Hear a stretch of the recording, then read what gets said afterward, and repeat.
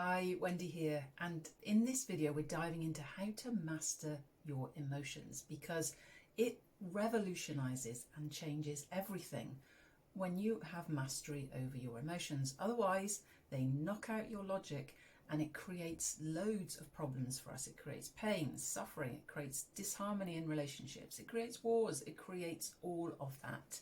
So it is crucial for us to master our emotions. And I have a 4-step method for you today, which is going to revolutionize things for you and help you see it in a very different way.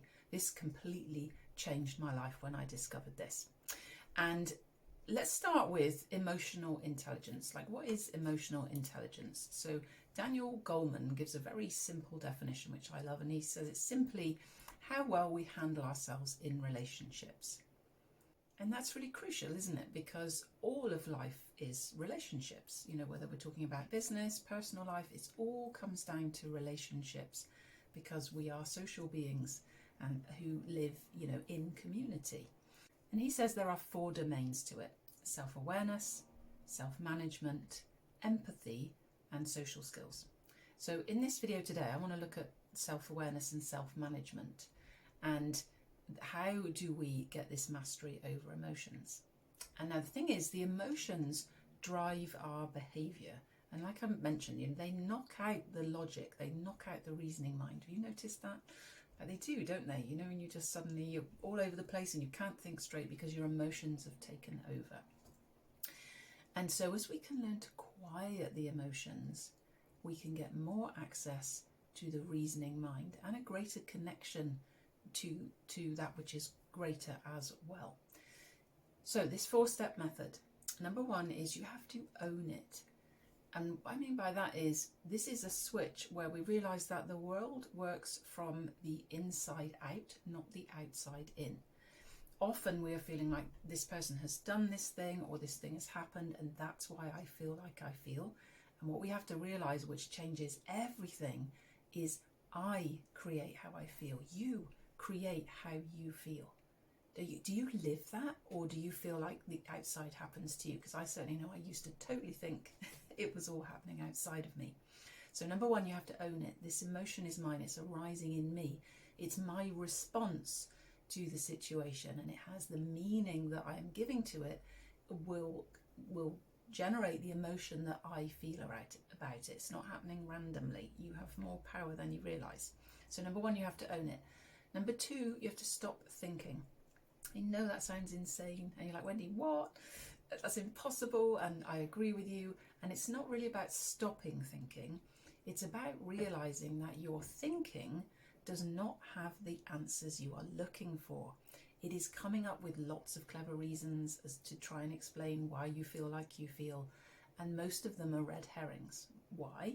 Well, because the brain is a survival mechanism. It's functioning in survival. Its whole job is to keep you safe, and it will not show you what is truly going on underneath because you are hiding it from yourself. So don't worry about that too much for now. But it's more like we just stop thinking.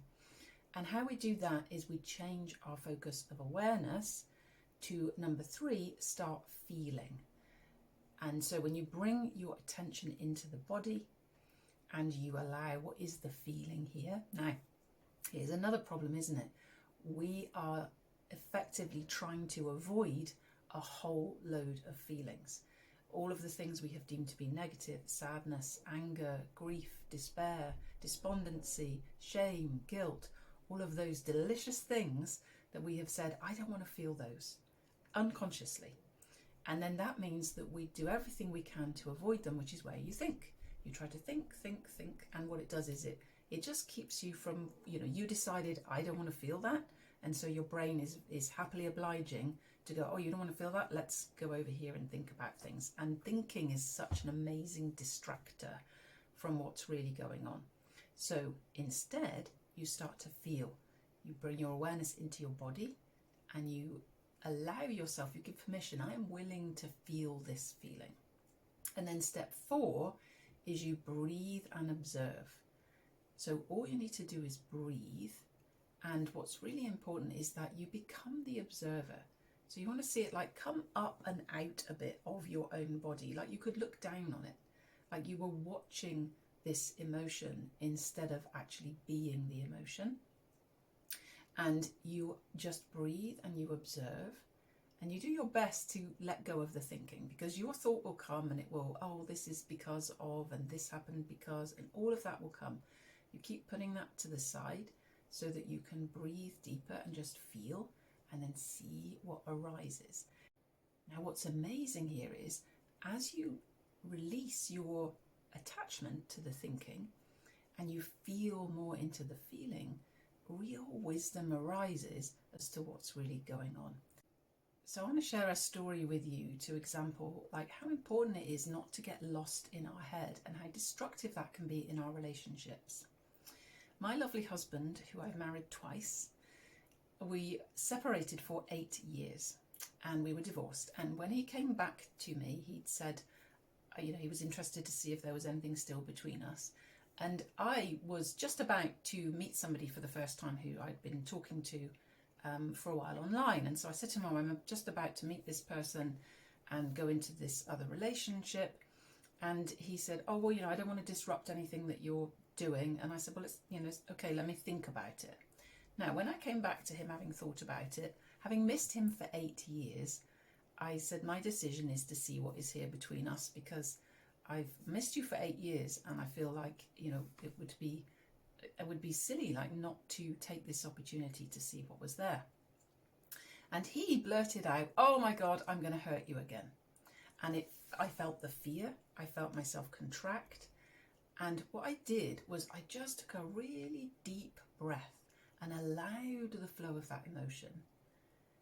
And then my logic returned and I said, would you like to explain exactly what you mean by that statement? And which he said, oh, I'm just really worried that you're going to get hurt, it won't work out. What if it does and I don't want you to hurt again? All of this beautiful concern. So can you see how I could easily have misinterpreted that and gone off a whole load of fear story about it? And this is the thing, when we're fearful, our thoughts will correspond with fear.